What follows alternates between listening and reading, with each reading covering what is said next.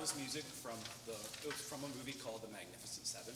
It was written by Elmer Bernstein, and when it came out, some of you may not know this, it didn't come out to very much critical acclaim, but the music is sure a lot of fun.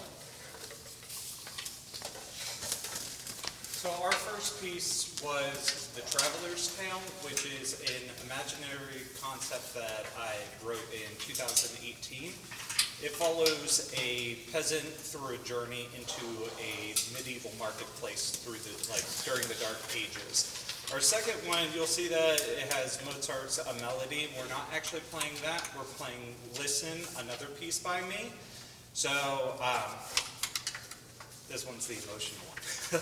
So needless to say, the past few years have been kind of stressful for everyone. For me, it's been about emotional suppression that brought me to a breaking point, both mentally and physically.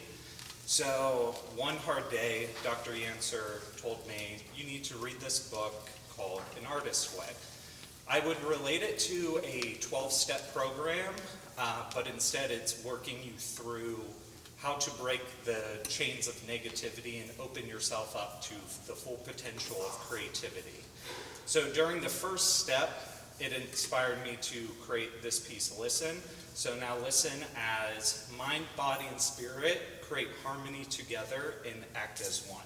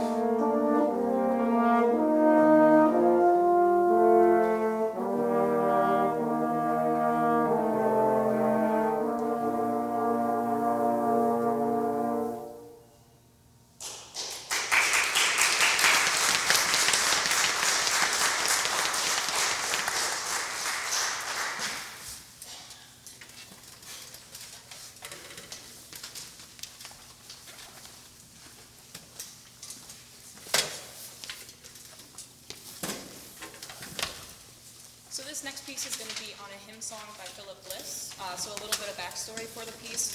After Mrs. and Mr. Spafford lost their 4 daughters in a sinking ship, Mr. Horatio Spafford, he wrote a poem called It Is Well With My Soul. This hymn is Philip Bliss's interpretation of that. He was incredibly moved by it, so he actually wrote it as a hymn. Philip Bliss and his wife actually ended up passing away in a train wreck in Ashtabula, Ohio, so very close. The original poem, just the opening lines. When peace like a river attendeth my way, when sorrows like sea billows roll, whatever my lot thou hast taught me to say, it is well with my soul.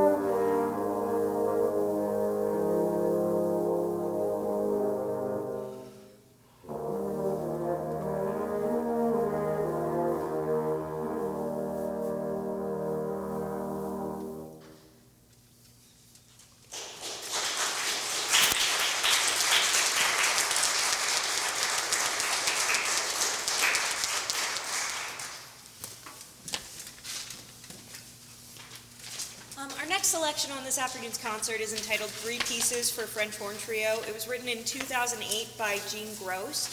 This piece features 3 movements. It opens with a march, and it's followed by a more solemn hymn, and then it ends with a piece called Le Chasse, which means the hunt. Today we're going to be playing 2 of those movements for you, the first 2, and we're going to start with the hymn.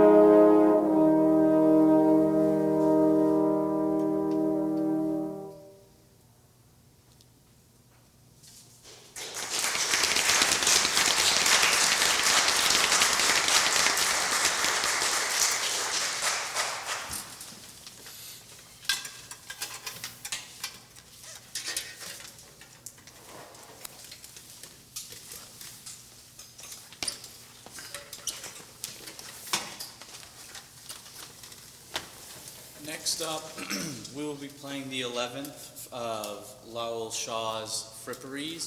The Flipperies are actually exercises written by Shaw himself, who was also a horn player. He didn't always love to practice, or at least practice the repertoire that was available to him, so he wrote his own exercises.